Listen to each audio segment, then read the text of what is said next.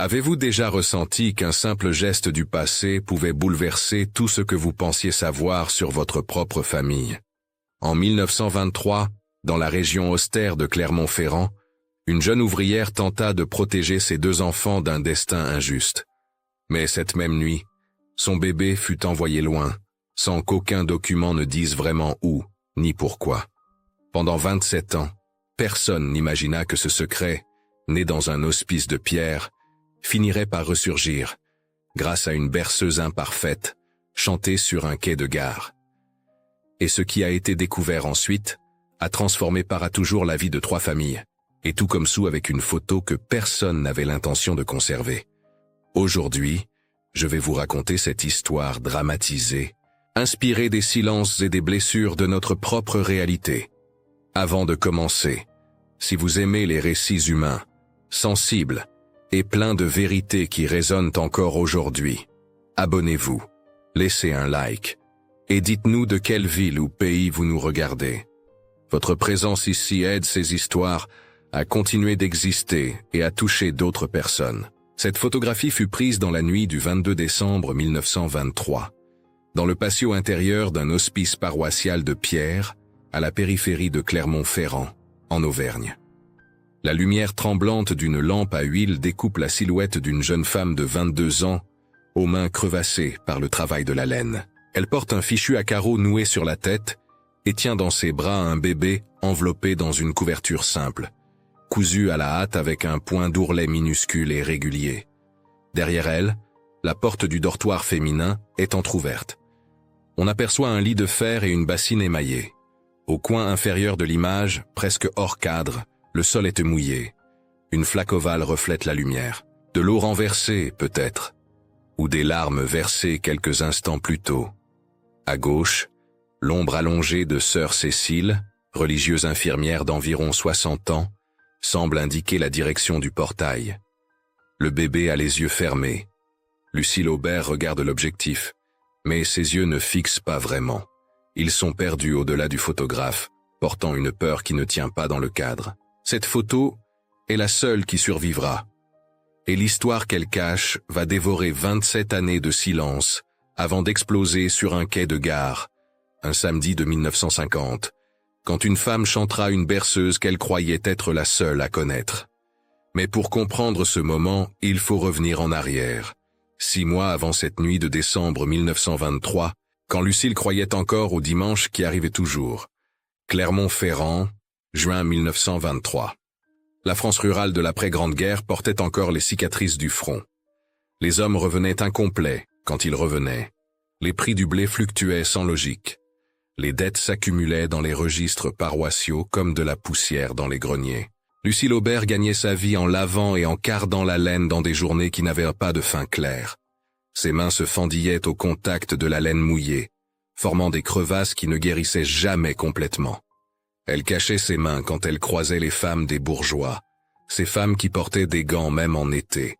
Elle avait une fille de 8 ans, Jeanne, aux yeux sombres et à la bouche serrée. Jeanne ne posait jamais de questions sur son père. Elle avait appris très tôt que certaines questions n'ont pas de réponse qui soulage. En août, Lucille découvrit qu'elle attendait un 2e enfant. Aucune joie dans cette découverte, seulement le calcul froid de ce que cela signifiait. Moins de travail, moins d'argent, plus de bouches à nourrir, le regard des voisines qui se fermerait encore davantage. Novembre arriva avec ses pluies glacées. Lucille travaillait jusqu'à ce que son ventre la force à s'arrêter. Jeanne apprit à faire cuire les pommes de terre, à raccommoder les bas, à ne pas pleurer quand le froid mordait à travers les fissures des murs. Le 21 décembre au soir, les contractions commencèrent. Lucille envoya Jeanne chez la voisine, Madame Prost, qui accepta de la garder sans poser de questions. Puis elle marcha seule jusqu'à l'hospice paroissial, serrant son ventre à chaque spasme, s'arrêtant tous les 10 pas pour respirer. Sœur Cécile l'accueillit avec la compassion fatiguée de celles qui ont vu trop de douleur pour y réagir avec émotion. L'accouchement dura 4 heures. Le bébé naquit juste avant minuit, petit mais vigoureux. Un garçon. Lucille le tint contre sa poitrine et sentit quelque chose se briser en elle. Une fissure différente de celle qui marquait ses mains. plus profonde, irréparable. Elle n'avait pas de parrain pour l'enfant, pas de nom officiel à inscrire dans le registre paroissial cette nuit-là. Les archives de l'hospice le noteront simplement comme Noël, parce qu'il était né aux veilles des fêtes. Lucille chanta une berceuse, 4 mesures simples qu'elle tenait de sa propre mère, avec un léger retard au 3e temps. Ce défaut de rythme qu'elle avait toujours eu sans le savoir. Le 22 décembre, le bébé commença à tousser. Une toux sèche qui inquiéta sœur Cécile. Il ne t'était pas bien. Lucille sentit la panique monter comme de l'eau froide dans ses veines. La religieuse parla d'un foyer d'allaitement à Issoire où une nourrice était disponible. Un placement temporaire, le temps que l'enfant reprenne des forces. Les services de l'assistance publique et la paroisse organisaient ces transferts régulièrement depuis la guerre. Des mères ouvrières tombaient malades, perdaient leur lait, ne pouvaient pas s'arrêter de travailler. Les nourrices des campagnes accueillaient les bébés, les nourrissaient, les rendaient ensuite. Lucille signa un document d'un coup de pouce. Elle ne savait pas lire ce qui y était écrit. Sœur Cécile lui promit qu'elle pourrait voir son fils le dimanche suivant. Lucille enveloppa l'enfant dans la couverture avec l'ourlet minuscule, embrassa son front et le confia aux bras de la religieuse. C'est à ce moment que la photographie fut prise. Le photographe était un bénévole de la paroisse qui documentait les activités de l'hospice pour les rapports à l'évêché. Il demanda à Lucille de tenir le bébé encore un instant. Le temps d'ajuster l'appareil, le temps de capter cette image qui deviendrait la seule preuve que ce moment avait existé. Puis Lucille rentra chez elle dans la nuit, les bras vides, les seins lourds de lait qui n'avaient nulle part où aller. Jeanne dormait encore chez Madame Prost. Lucille s'assit seule dans la cuisine froide et attendit le dimanche. Le dimanche ne vint jamais, pas celui qu'elle attendait. Lorsqu'elle retourna à l'hospice le 25 décembre, sœur Cécile évita son regard. Le convoi du lait était parti plus tôt que prévu. L'enfant avait été transféré plus loin, pour son bien. Vers où exactement, la religieuse ne pouvait pas le dire avec certitude. Les papiers étaient incomplets. Le système d'enregistrement de l'assistance publique était débordé. Tant d'enfants, tant de mères, tant de besoins qui dépassaient les ressources disponibles. Lucille ne cria pas, elle ne pleura pas. Elle hocha simplement la tête, remercia sœur Cécile et sortit dans le froid de Noël. Sur le chemin du retour, elle passa devant la gare. Le train de midi sifflait 2 fois avant de partir. Elle s'assit sur un banc et regarda les wagons disparaître dans la brume hivernale. Ce serait son rituel pendant 27 ans. Chaque dimanche, elle monterait jusqu'à la gare, s'assiérait sur ce même banc et regarderait les trains partir. Mais elle ne descendrait jamais demander où ils allaient, parce qu'au fond, elle avait trop peur de la réponse. L'hiver 1924 fut brutal. Lucille changea de fabrique, passa de la laine au coton, parce qu'elle ne supportait plus l'odeur mouillée qui lui rappelait les mains qu'elle avait eues la dernière fois qu'elle avait tenu son fils. Ses paumes continuaient à se fendre, mais c'était différent maintenant. Le coton coupait autrement que la laine. Des entailles nettes au lieu de gerçures profondes. Jeanne prit soin de sa mère sans comprendre complètement pourquoi certains dimanches, Lucille montait à la gare et restait assise pendant des heures sans bouger. L'enfant développa une maturité précoce, celle des filles qui deviennent des mères avant d'avoir été des enfants. Elle apprit à cuisiner avec presque rien. 3 mois de suite, elles ne mangèrent que des pommes de terre et des oignons. Jeanne attrapa une bronchite qui dura jusqu'au printemps. Lucille la soigna avec des cataplasmes de moutarde et des tisanes d'herbe qu'elle cueillait au bord des chemins. Le silence s'installa dans leur maison comme un locataire permanent. Lucille ne parlait jamais du bébé. Protéger Jeanne du stigma était la seule chose qu'elle pouvait encore contrôler. Dans les rues de Clermont-Ferrand, les femmes chuchotaient, mais jamais assez fort pour être confrontées. Les regards glissaient sur Lucille comme de l'eau sale. Elle apprit à marcher en regardant le sol, à éviter les fêtes paroissiales où d'autres mères tenaient leur bébé contre leurs épaules. La nuit, elle se réveillait à 3 heures du matin avec une seule pensée qui la dévorait de l'intérieur. Est-ce qu'il a froid en ce moment? Est-ce qu'il pleure? Est-ce que quelqu'un le berce quand il a peur?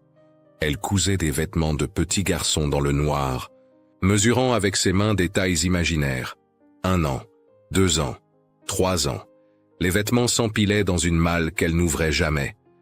Pendant ce temps, À 60 kilomètres de là, dans les collines du Livradois, un petit garçon grandissait sous un autre nom, Paul Marot. C'est ainsi que Marthe et Jules Bernier l'appelaient. Le couple de petits paysans l'avait accueilli en janvier 1924, quand l'enfant avait 1 mois. Le système de placement en nourrice fonctionnait ainsi dans les campagnes depuis des décennies. Les familles rurales recevaient une allocation modeste de l'assistance publique pour nourrir et élever les enfants des ouvrières urbaines. Certains placements étaient vraiment temporaires, d'autres devenaient permanents sans que personne ne l'annonce officiellement. Il n'y avait pas de cruauté explicite chez les Bernier. Il y avait la dureté habituelle de la vie rurale. Paul apprit à marcher entre les poules et les chèvres. Il aida à l'étable dès qu'il put tenir une fourche. Jules lui montrait comment traire, comment couper le bois, comment lire le ciel pour prévoir la pluie. Marthe cuisinait des soupes épaisses, raccommodait ses vêtements, lui donnait des gifles quand il oubliait de fermer la barrière. Son amour était silencieux, presque rugueux. Elle exprimait son affection à travers le pain chaud qu'elle posait devant lui chaque matin, à travers les chemises qu'elle reprisait sans qu'il le demande. Un détail accompagnait Paul depuis le début. La couverture avec laquelle il était arrivé, Marthe en avait découpé un morceau pour en faire un fond de panier à pain. Elle ne savait pas pourquoi elle avait gardé ce tissu. Juste une intuition. Quand Paul demandait d'où il venait, elle répondait simplement que la religieuse avait dit que c'était pour son bien. Les Bernier ne cachaient pas son origine, mais ils ne l'expliquaient pas non plus. C'était un fait, comme la pluie en novembre ou le gel en janvier. Paul fréquenta l'école communale mixte du village. Il apprit à lire tardivement, à 9 ans, et garda toujours une certaine honte de cette lenteur. Les autres enfants savaient qu'il n'était pas vraiment le fils des Bernier, mais personne ne le persécutait pour cela. Dans les villages de montagne, beaucoup d'enfants étaient élevés par des oncles, des grands-parents, des voisins. La guerre avait redistribué les familles de façon imprévisible. Ce qui troublait Paul, c'était autre chose. Un vide qu'il ne pouvait pas nommer. Une sensation d'incomplet qui le réveillait certaines nuits. Il détestait les jeudis sans savoir pourquoi. Le jeudi était le jour où le convoi du lait sifflait 2 fois en passant par la gare de Sauxillange, et ce son lui donnait envie de vomir. Il faisait des cauchemars récurrents où il cherchait quelque chose dans le noir, quelque chose d'important qu'il avait perdu sans l'avoir jamais possédé. Pendant les fêtes du village, quand les familles dansaient ensemble, Paul restait à organiser les paniers de fromage. Il regardait les autres et ressentait cette distance qu'il ne pouvait pas franchir. Il travaillait plus dur que nécessaire, voulant prouver qu'il méritait la place qu'on lui avait donnée. Un perfectionnisme silencieux qui usait ses mains de la même façon que le travail de la laine avait usé celle de Lucille. À 12 ans, il demanda à Marthe si sa mère l'avait aimé. Marthe leva les yeux de sa couture, ouvrit la bouche, puis la referma. Elle ne répondit pas. Elle se leva simplement et lui servit un bol de soupe plus grand que d'habitude. Paul comprit que certaines questions n'avaient pas de réponse qui soulage. Les années passèrent. Lucille changea encore de fabrique en 1930. Jeanne grandit, devint une jeune femme sérieuse au regard déterminé. Elle portait le poids de responsabilités que sa mère ne pouvait pas complètement assumer. À 16 ans, elle savait gérer le budget familial mieux que des femmes 2 fois plus âgées. Elle ne se plaignait jamais, mais dans ses yeux, on voyait parfois passer une ombre. Pourquoi lui était partie et elle était restée? C'était une pensée qu'elle repoussait immédiatement, parce qu'elle savait que ce n'était pas juste. Mais les pensées injustes reviennent toujours. En 1936, Jeanne épousa René Lenoir, facteur municipal. Ce n'était pas un mariage d'amour passionné, c'était un mariage de sécurité, de respect mutuel, de pragmatisme. René était un homme bon, calme, qui ne posait pas de questions indiscrètes sur le passé de Lucille. Il accepta que sa belle-mère vive avec eux. Il fit réparer le toit de la maison. Il apporta une stabilité que Jeanne n'avait jamais connue. Lucille avait alors 43 ans. Ses mains étaient définitivement déformées par le travail. Elle avait développé un réseau discret avec quelques voisines. Elle leur enseignait le point d'ourlet minuscule qu'elle maîtrisait parfaitement, celui qu'elle avait utilisé pour la couverture du bébé. Ce petit revenu supplémentaire leur permit d'acheter de meilleures chaussures, Un poil plus efficace. De petites victoires qui ne réparaient rien mais qui rendaient la vie supportable. Pendant ce temps, Paul terminait l'école communale et commençait à travailler. À 17 ans, il obtint un emploi à la gare de Sauxillange, d'abord comme aide, puis comme agent d'embarquement. Il organisait les caisses de fromage, aidait les voyageurs, notait les horaires. Il sifflotait souvent en travaillant des mélodies qu'il ne savait pas d'où il tenait. 4 mesures simples qui revenaient sans cesse, comme un refrain obsédant. Il y avait chez lui une gentillesse naturelle qui touchait les gens. Les vieilles dames lui confiaient leurs paquets. Les enfants lui demandaient de les aider à monter dans les wagons. Il avait un geste particulier quand il réfléchissait. Il passait sa main derrière son oreille gauche, là où une petite marque en forme de demi-lune marquait sa peau depuis la naissance. Marthe vieillissait. Ses mains développèrent de l'arthrite. Elle avait de plus en plus de mal à tenir le panier de pain, mais elle refusait de l'admettre. Sa plus grande peur, celle qu'elle ne formulait jamais, c'était que quelqu'un vienne un jour réclamer Paul. Elle avait entendu des histoires de mères qui revenaient après des années. Ces histoires la hantaient. Elle aimait Paul d'un amour farouche et jaloux, qu'elle ne savait pas exprimer autrement que par le pain quotidien et les chemises raccommodées. 1947 arriva. L'Europe se reconstruisait lentement. Jeanne eut une promotion au service postal. Elle commençait à faire des livraisons dans la zone rurale autour de Clermont-Ferrand. Les routes de campagne, les petits villages, les hameaux perdus dans les collines. René lui montrait les itinéraires sur des cartes qu'il annotait soigneusement. Un jour de janvier 1948, Jeanne livra un colis à Sauxillange. C'était une matinée de brouillard épais qui transformait le monde en ombres indistinctes. Elle entra dans la boulangerie de Sauxillange pour demander son chemin. La chaleur du four contrastait avec le froid humide du dehors. Derrière le comptoir, la boulangère emballait du pain pour une cliente âgée. Et c'est là, dans ce moment banal, que l'impossible se produisit. Un homme en tablier d'agent de gare aidait la vieille dame à porter son panier. Il était grand, avec des mains crevassées par le travail, exactement comme celles de sa mère. Mais ce n'était pas cela qui figea Jeanne sur place. C'était le son qu'il produisait en travaillant. Il sifflotait une mélodie. 4 mesures simples, avec un léger retard au 3e temps. Le monde bascula. Jeanne connaissait cette berceuse. Elle l'avait entendue toute son enfance, tard le soir, quand sa mère pensait être seule et laissait échapper ce chant fragile.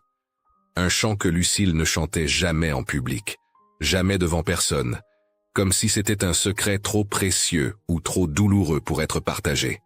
Et voilà qu'un étranger, dans une boulangerie perdue dans les collines, reproduisait exactement le même rythme brisé, le même accident au 3e temps. Ce défaut de rythme que Jeanne avait toujours cru unique à sa mère. La boulangère remarqua son immobilité. « Vous allez bien, madame ?» Jeanne bredouilla une question sur l'homme au tablier. « Oh, c'est Paul Desberniers », répondit la femme en souriant. « Brave garçon, travaille à la gare. Sa mère, c'est Marthe, de la ferme haute. Famille solide. Paul aide tout le monde ici. » Jeanne prit le pain qu'elle était censée livrer, remercia machinalement, et sortit dans le brouillard. Ses mains tremblaient. Elle monta dans la camionnette postale et resta là, immobile, pendant 10 minutes. René remarquerait son retard. Elle inventerait une excuse. Pour l'instant, elle ne pouvait pas bouger, parce qu'elle venait de comprendre quelque chose d'impossible. Le retour à Clermont-Ferrand lui parut interminable. Chaque virage de la route de montagne était une torture. Elle devait parler à sa mère. Mais comment? Comment demander sans briser ce qui restait encore intact? Comment formuler une question dont la réponse changerait tout? Elle trouva Lucille en train de laver du linge dans la cour. L'eau froide rougissait ses mains déjà abîmées. Jeanne s'approcha, le cœur battant si fort qu'elle était sûre que sa mère pouvait l'entendre. Elle ne dit rien. Elle se mit simplement à siffloter la mélodie, les 4 mesures, avec le retard au 3e temps. Lucille lâcha le linge dans la bassine. L'eau éclaboussa le sol de pierre. Elle se tourna vers sa fille, les yeux écarquillés, le visage vidé de toute couleur. Pendant un instant qui parut durer une éternité, les 2 femmes se regardèrent. Puis, pour la première fois depuis que Jeanne était petite, Elle vit sa mère pleurer à la lumière du jour. Pas des larmes discrètes qu'on peut cacher. Des sanglots qui secouaient tout son corps. 25 ans de silence qui se brisaient, comme un barrage cédant sous la pression. Jeanne tint sa mère jusqu'à ce que les pleurs se calment. Elles n'échangèrent pas un mot de plus ce jour-là. Mais un pacte silencieux venait de se former. Il fallait savoir. Il fallait comprendre. Même si la vérité faisait mal. Les semaines suivantes furent une torture d'hésitation. Jeanne convainquit René de faire des détours par Sauxillanges lors de ses tournées. Ils observaient Paul de loin. René, homme discret et loyal, ne posait pas de questions. Il comprenait que sa femme portait un poids qu'elle ne pouvait pas encore formuler. Ils le virent aider une mère avec ses enfants. Ils le virent rire avec les commerçants. Ils remarquèrent ses gestes, la façon dont il serrait les lèvres quand il se concentrait, le soin qu'il mettait à protéger ses mains crevassées en hiver. Des échos troublants de Lucille. Jeanne était déchirée. Une partie d'elle voulait courir vers cet homme et lui dire « Ton nom n'est peut-être pas Paul, tu as peut-être une mère qui t'a cherché pendant 25 ans. » Mais l'autre partie, la partie responsable qui avait appris à protéger, se demandait si elle avait le droit de détruire la vie qu'il s'était construite. Qui était-elle pour bouleverser son monde sur la base d'une berceuse et d'une intuition? La jalousie aussi était là, tapie dans l'ombre. Jeanne ne voulait pas l'admettre, mais elle la ressentait.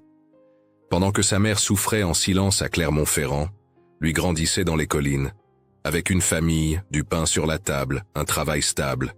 Il avait eu une vie. Pas forcément facile, mais une vie. Tandis qu'elle était restée, portant le poids du secret que sa mère gardait. Cette pensée était injuste, et Jeanne le savait. Mais les sentiments ne se soucient pas de justice. L'hiver 1949 fut long. Lucille développa une toux persistante. Elle refusait de ralentir son travail, de consulter un médecin. L'argent était toujours compté. En mars 1950, la toux empira. Une fièvre s'installa. René insista pour l'emmener à l'hospice paroissial, le même hospice où tout avait commencé 27 ans plus tôt. Sœur Cécile était toujours là. Elle avait maintenant 87 ans. Son corps était voûté par l'arthrose. Ses mains tremblaient constamment, mais ses yeux restaient vifs. Quand elle vit Lucille entrer dans le couloir, appuyée sur Jeanne, quelque chose passa dans son regard. Une reconnaissance. Un poids qui attendait depuis trop longtemps d'être déposé. Lucille fut installée dans une chambre pour observation. La grippe était forte, mais pas mortelle. Elle avait juste besoin de repos, de chaleur, de soins. Pendant 3 jours, sœur Cécile passa devant sa chambre sans entrer. Au 4e jour, elle s'arrêta enfin sur le seuil. Lucille était assise près de la fenêtre, regardant le patio intérieur. Le même patio où la photographie avait été prise. Rien n'avait changé. La même lumière grise. Les mêmes pierres. Comme si le temps s'était arrêté dans cet espace précis. La religieuse entra lentement. Elle s'assit sur la chaise à côté du lit. Pendant un long moment, aucune des 2 femmes ne parla. Puis sœur Cécile commença d'une voix qui tremblait autant que ses mains. « Il y a des années, j'ai pris une décision que je croyais bonne. Votre enfant toussait. Il ne prenait pas bien le sein. J'ai pensé qu'un placement temporaire le sauverait. Je voulais qu'il vive. Mais dans ma hâte, dans ma certitude de bien faire, j'ai oublié quelque chose d'essentiel. Vous donnez les moyens de le retrouver. » Lucille se tourna vers elle. Ses yeux étaient secs. Elle avait pleuré toutes les larmes possibles au cours des 27 dernières années. Il ne restait que la question essentielle. Où? Sœur Cécile ferma les yeux. Je n'ai pas de documents officiels. Les archives de l'assistance publique sont incomplètes. Beaucoup de dossiers ont été perdus. Mais j'ai ma mémoire. Et ma mémoire me dit, livre à doigt, une famille Bernier, des paysans honnêtes. Et je me souviens d'un détail. La couverture avec l'ourlet minuscule. Marthe Bernier a dit qu'elle la garderait. Elle l'a découpée pour en faire un fond de panier à pain. Le cœur de Lucille s'arrêta puis repartit, violent. Un panier à pain. Un point d'ourlet. Ce point qu'elle seule savait faire de cette façon précise. Cette signature invisible qu'elle avait cousue dans le tissu 27 ans plus tôt. Jeanne, qui était restée silencieuse dans le couloir, entra dans la chambre. Maman. Sauxillanges. Paul Desberniers. C'est là que je l'ai vu. C'est là qu'il travaille. Les trois femmes restèrent immobiles dans la lumière déclinante de l'après-midi. Sœur Cécile pleurait maintenant. De vieilles larmes qui emportaient 27 ans de culpabilité. Lucile tenait la main de Jeanne si fort que les jointures blanchissaient. Et dans le silence de cette chambre d'hospice, une décision se forma. Il fallait y aller. Il fallait savoir. Mais sans violence, sans exigence, sans détruire ce qui avait été construit. Juste pour que la question se repose enfin, pour que le vide trouve un nom. Lucile sortit de l'hospice une semaine plus tard. Sa grippe était guérie, mais quelque chose d'autre en elle s'était réveillé. Une force qu'elle ne savait pas posséder. Pendant 27 ans, elle avait vécu dans l'ombre, baissant les yeux, cachant ses mains, portant sa honte comme un manteau trop lourd. Mais maintenant, debout dans la lumière de Mars, elle se sentait différente. Elle n'allait pas réclamer, elle n'allait pas détruire, elle allait juste savoir. Et peut-être, si les dieux étaient cléments, faire en sorte que son fils sache aussi. Les semaines qui suivirent furent une préparation minutieuse. Jeanne et René planifièrent le voyage comme une opération militaire. Un samedi. Le jour du marché à Sauxillange. Quand la gare serait animée mais pas bondée. Quand Paul serait là, occupé avec les caisses de fromage qui arrivaient des fermes environnantes. Il n'avait pas de plan précis. Juste l'intention d'être présent, de voir, d'attendre le bon moment, si un tel moment existait. Le 15 avril 1950, un samedi matin frais et lumineux, Lucile monta dans la camionnette postale avec Jeanne et René. Elle avait 49 ans. Ses cheveux grisonnaient. Ses mains étaient toujours crevassées, mais elle les avait lavées soigneusement, avait coupé ses ongles, les avait rendus aussi présentables que possible. Elle portait sa seule robe propre, celle qu'elle gardait pour les occasions importantes. Dans sa poche, elle avait glissé un petit morceau de tissu, un échantillon du même point d'ourlet qu'elle avait cousu 27 ans plus tôt. Une preuve silencieuse. Le trajet dura 2 heures. Lucile ne parla presque pas. Elle regardait défiler le paysage de montagne, les villages accrochés aux pentes, les champs qui verdissaient avec le printemps. Quelque part dans ces collines, son fils avait grandi. Il avait marché sur ces chemins. Il avait respiré cet air, une vie entière qu'elle n'avait pas vue. Ils arrivèrent à Sauxillange vers 10 heures. Le marché battait son plein sur la place centrale. Des fermiers vendèrent leur fromage, leurs légumes, leurs poules. L'odeur du pain frais se mêlait à celle du fumier et de la terre mouillée. La gare était à 5 minutes de marche. Jeanne proposa de rester dans la camionnette, mais Lucile secoua la tête. Non. Elle devait y aller. Elle devait voir. Ils marchèrent lentement vers la petite gare de pierre. Le bâtiment était modeste, typique des lignes secondaires rurales. 2 quais.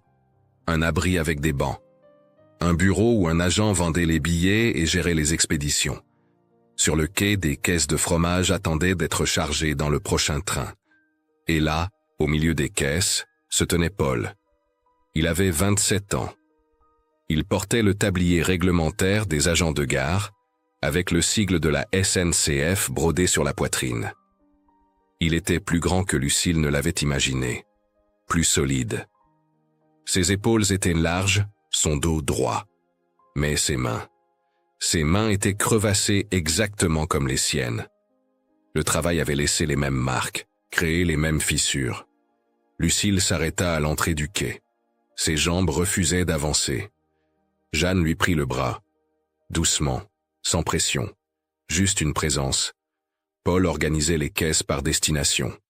Il travaillait avec une efficacité tranquille, vérifiant les étiquettes, empilant les plus lourdes en bas. Il sifflotait en travaillant. La berceuse. 4 mesures, avec le retard au 3e temps. Lucile sentit quelque chose se déchirer dans sa poitrine. Une douleur physique, comme si son cœur se fendait en deux. Cet homme, cet étranger, son fils. Le son de la cloche du chef de gare résonna. 10h30. Le train de Clermont-Ferrand approchait. Paul leva la tête, s'essuya les mains sur son tablier. Et à ce moment précis, sans réfléchir, sans planifier, Lucile ouvrit la bouche et commença à chanter. Tout bas, presque un murmure. La berceuse, les 4 mesures, avec le retard au troisième temps qu'elle avait toujours eu, ce défaut de rythme qu'elle tenait de sa propre mère et qu'elle avait transmis sans le savoir. Paul se figea. La caisse qu'il tenait resta suspendue en l'air. Son corps entier se tendit comme une corde de violon trop serrée. Il se tourna lentement vers la source du son. Ses yeux trouvèrent Lucille, et quelque chose passa dans son regard. Une reconnaissance qui n'était pas rationnelle, pas consciente. Son corps se souvenait de ce que son esprit avait oublié. À ce moment, une voix s'éleva derrière eux. Marthe Bernier venait d'arriver sur le quai, portant son panier habituel. Elle apportait du pain pour Paul, comme elle le faisait chaque samedi. Elle s'arrêta en voyant Lucille. Les deux femmes se regardèrent. Et Marthe sut, instantanément. Elle avait toujours su que ce jour viendrait. Elle avait prié pour qu'il ne vienne jamais. Mais elle avait toujours su. Elle s'approcha lentement. Ses mains arthritiques serraient l'anse du panier. « Ce chant » dit-elle d'une voix qui tremblait. « Il est venu avec lui, quand il était bébé. Il le fredonnait dans son sommeil. Je ne savais pas d'où il le tenait. Maintenant je sais. » Lucille ne pouvait pas parler. Les mots étaient coincés quelque part entre son cœur et sa gorge. Elle ne dit pas « Vous êtes mon fils ». Elle ne demanda pas « Est-ce que tu te souviens de moi ?» Au lieu de cela, ses mains bougèrent d'elles-mêmes. Elle s'approcha de Marthe, tendit la main vers le panier. Marthe, comprenant sans qu'on lui explique, souleva le tissu qui tapissait le fond. Le morceau de couverture avec l'ourlet minuscule. Lucille le toucha. Ses doigts reconnurent immédiatement le point. Elle sortit de sa poche l'échantillon qu'elle avait apporté. Posa les deux tissus côte à côte. Le même point. Exactement le même. Une signature invisible mais indéniable. Elle regarda Marthe et murmura « Je l'ai cousu la veille de sa naissance. C'est la seule chose que je savais faire parfaitement. » Paul s'était approché. Il regardait les deux femmes, le tissu, ses propres mains. Sans comprendre complètement, mais sentant que quelque chose d'immense était en train de se produire. Il passa machinalement sa main derrière son oreille gauche, ce geste qu'il faisait toujours quand il était troublé. Ses doigts touchèrent la marque en demi-lune. Lucille vit le geste. Elle chancela. Jeanne la rattrapa. Parce que Lucille se souvenait. Elle se souvenait avoir embrassé cette petite marque de naissance, la nuit où elle avait tenu son fils pour la première et unique fois. Elle se souvenait avoir pensé que c'était comme une lune qui veillait sur lui. Le train entra en gare, dans un nuage de vapeur et de bruit métallique. Les passagers descendirent. Les caisses devaient être chargées, mais personne ne bougeait sur le quai. Paul, Lucille, Marthe, Jeanne. 4 personnes figées dans un moment qui défiait le temps. Puis Paul fit quelque chose d'inattendu. Il se mit à siffler. La berceuse complète. D'abord sans le retard. Proprement. Correctement. Comme elle aurait dû être jouée. Puis il la répéta. Et cette fois, il ajouta délibérément le retard au 3e temps. Le même défaut. Le même accident de rythme. Comme s'il disait dans cette mélodie ce que les mots ne pouvaient pas exprimer. Comme s'il rendait à Lucille ce qui lui avait toujours appartenu. Dans le bruit du train qui repartait, Lucille trouva enfin sa voix. « Si ta vie a déjà une maison et du pain, que je sois juste l'endroit où ta question se repose. » Marthe Bernier regarda cette femme aux mains crevassées. Cette femme qui avait porté et perdu, qui avait attendu et enduré. Elle pensa aux 27 années qu'elle avait passées à élever Paul. Les nuits de fièvre, les premiers pas, les genoux écorchés, les victoires et les défaites, tout ce qui fait une mère. Et elle comprit que l'amour n'était pas une quantité limitée qu'il fallait diviser. L'amour pouvait se multiplier. « Nous avons élevé ce qui nous a été confié, » dit-elle lentement. « Nous ne te retirerons pas ce qui est tien. » Paul regarda les deux femmes. Marthe qui l'avait nourrie, habillée, protégée. Lucille qui l'avait portée, mise au monde, perdue. 2 mères. Pas l'une ou l'autre. Les deux. Il n'avait pas à choisir. Il pouvait honorer les deux. Le quai s'était vidé. Il ne restait que 4. Marthe ouvrit son panier, sortit le pain encore chaud du matin. Elle le cassa en morceaux. 3 morceaux. Elle en tendit un à Lucille. Un à Paul. Garda le 3e. Lucille prit le pain. Ses mains tremblaient. Paul prit le sien. Il regarda ses deux mains, celle qui tenait le pain de Marthe et celle qui touchait les doigts de Lucille. Puis, dans un geste simple qui contenait tout, il rapprocha ses deux mains. Les trois mains se rencontrèrent au-dessus du pain. C'était un baptême. Pas de mots sacrés, pas de prêtre. Juste du pain, du tissu et une mélodie. Un baptême fait de ce qui reste quand tout le reste a été perdu. Les jours qui suivirent furent étranges. Pas difficiles exactement, mais étranges. Comme apprendre à marcher sur une jambe qu'on croyait perdue. Paul retourna travailler à la gare. Lucille retourna à sa fabrique. Marthe continua à faire son pain. Mais quelque chose d'invisible avait changé. Une porte s'était ouverte qu'on ne pouvait plus refermer. Paul ne déménagea pas. Il resta dans la ferme des Berniers. C'était sa maison. Les murs qu'il avait vus grandir. Les tables où il avait appris à traire.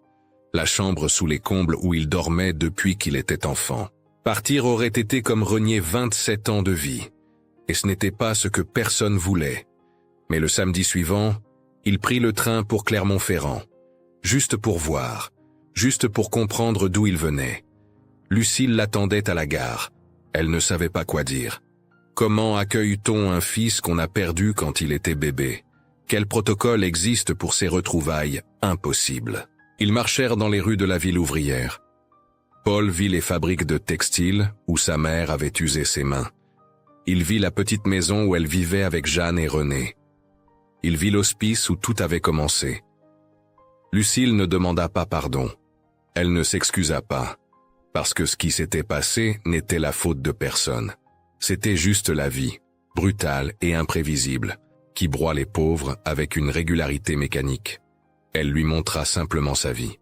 Voilà ce que j'avais. Voilà pourquoi j'ai signé ce papier. Voilà comment j'ai survécu. Paul regarda le toit de la maison. Il était en mauvais état, des tuiles manquantes, des fuites visibles. Le dimanche suivant, il revint avec des outils. Il passa la journée sur le toit. Marthe avait préparé un panier avec du pain et du fromage. Lucille fit du café. Les deux femmes s'assirent dans la cour et regardèrent Paul travailler. Elles ne parlaient pas beaucoup. Elles n'avaient pas besoin de parler. Elles étaient en train d'apprendre un nouveau langage, celui de l'espace partagé. Les semaines devinrent des mois. Un rituel se forma naturellement. Un samedi sur deux, Paul prenait le train pour Clermont-Ferrand. Il réparait des choses. Une chaise bancale, une fenêtre qui fermait mal. Des petites choses qui disaient « tu importes » sans prononcer les mots. Le samedi suivant, Lucille et Jeanne prenaient la camionnette pour Sauzillange. Elles apportaient des tissus que Lucille cousait, des légumes du marché, leur présence. Marthe était jalouse au début. Elle ne pouvait pas s'en empêcher. 27 ans d'amour exclusif ne disparaissent pas en un claquement de doigts. Mais lentement, elle comprit quelque chose d'essentiel. Paul ne l'aimait pas moins parce qu'il connaissait Lucille. Son cœur n'était pas un gâteau qu'il fallait diviser en parts de plus en plus petites. C'était un jardin qui pouvait grandir. Un jour d'août, Marthe invita Lucille dans sa cuisine. Les deux femmes épluchèrent des pommes en silence pendant 1 heure. Puis Marthe dit, sans regarder Lucille, « Apprenez-moi votre point d'ourlet. Je veux savoir comment vous le faites. » Lucille leva les yeux, surprise. Marthe continuait à éplucher les mains tremblantes d'arthrite. Pas pour rivaliser, juste pour comprendre, pour toucher cette partie de lui que je n'ai jamais connue. Lucille prit les mains abîmées de Marthe dans les siennes. 2 paires de mains usées par le travail, par les années, par l'amour. Et elle montra. Le point minuscule, le rythme précis, le secret qu'elle tenait de sa propre mère et qu'elle transmettait maintenant à la femme qui avait élevé son fils. En septembre 1950, sœur Cécile tomba gravement malade. À 87 ans, son corps ne pouvait plus lutter. Jeanne alla la voir à l'hospice. La vieille religieuse était lucide mais faible. Elle demanda à Jeanne de chanter. Jeanne comprit. Elle chanta la berceuse. Les 4 mesures, avec le retard au 3e temps. Sœur Cécile sourit. Ses lèvres bougèrent. Maintenant je peux partir. Je sais qu'il est retrouvé. Elle s'éteignit cette nuit-là, dans son sommeil, 27 ans de culpabilité enfin déposés. L'automne passa. L'hiver arriva. Paul continua à alterner ses samedis entre les deux foyers. Lucille apprit à demander de l'aide, ce qui était une victoire énorme pour une femme qui avait passé sa vie à se rendre invisible. Marthe apprit à partager, ce qui était tout aussi difficile. Jeanne, elle, se réconcilia lentement avec le poids qu'elle avait porté. Elle réalisa qu'elle n'avait pas été abandonnée.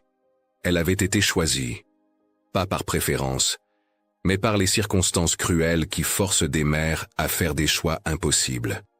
René, silencieux et fidèle, soutenait tout le monde. Il aidait Paul avec les réparations. Il conduisait Lucille quand elle était trop fatiguée. Il écoutait Jeanne quand elle avait besoin de parler. Il était le ciment invisible qui maintenait cette nouvelle construction fragile. En 1951, Jeanne obtint une promotion au service postal. Son salaire doubla presque. Elle acheta des chaussures neuves pour Lucille. De bonnes chaussures, avec des semelles épaisses qui protégèrent du froid. Un petit poêle plus efficace pour la maison. Ces victoires minuscules qui ne réparent rien, mais qui rendent la vie supportable. Paul, de son côté, fut promu chef d'équipe à la gare. Il commença à enseigner aux nouveaux employés. Il découvrit qu'il aimait transmettre ce qu'il savait. Il organisait des leçons de lecture pour les ouvriers agricoles qui n'avaient jamais eu l'occasion d'apprendre. Lucille l'aidait parfois, montrant que l'analphabétisme n'est pas une honte mais un accident de naissance. Le 22 décembre 1951 marqua le 28e anniversaire de la photographie, de cette nuit où tout avait basculé. Paul proposa quelque chose.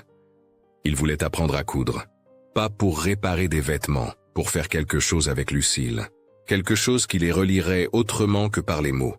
Ils passèrent l'après-midi ensemble dans la cuisine de Clermont-Ferrand. Lucille montra à son fils le point d'ourlet minuscule. Ses doigts guidèrent les siens. Ils cousèrent des torchons de cuisine, des nappes simples. Rien d'extraordinaire, mais chaque point était une conversation. Chaque fil tiré était un lien renoué. Marthe était là aussi, assise près du poêle, tricotant. Les trois ensemble. Pas comme si les 27 années perdues n'avaient jamais existé, mais comme si elles pouvaient être surmontées par ce qui venait maintenant. Cette année-là, ils établirent officiellement le rituel des samedis alternés. Une semaine à Sauxillange, une semaine à Clermont-Ferrand.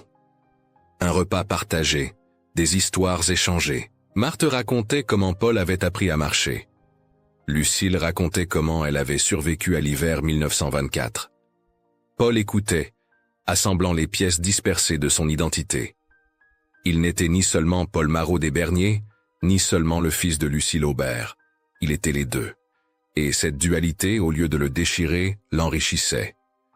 Les années passèrent doucement. Jules Bernier mourut en 1954, paisiblement, dans son sommeil.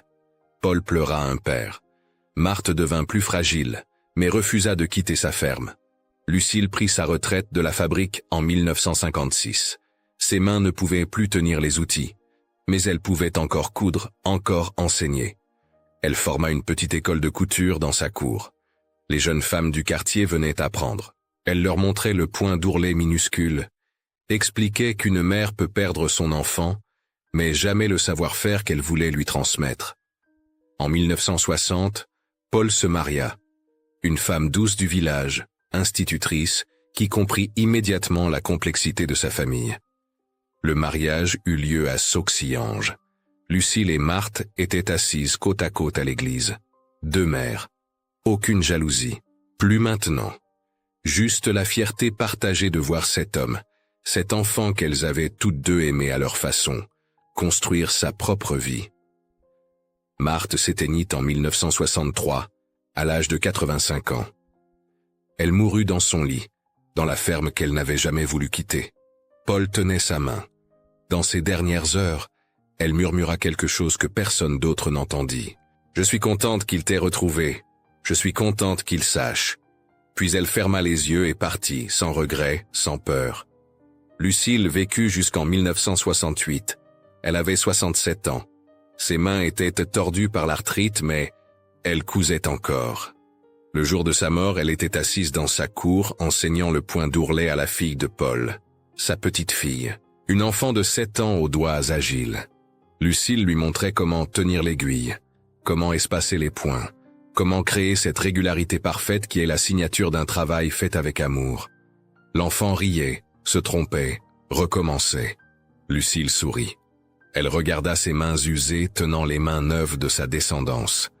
Le cercle était bouclé. Elle s'endormit cette nuit-là et ne se réveilla pas. Paisiblement. Comme on s'endort après une longue journée de travail bien fait. La photographie, cette unique image prise dans le patio de l'hospice en 1923, ne se trouve dans aucun musée. Elle n'est pas exposée dans un lieu public.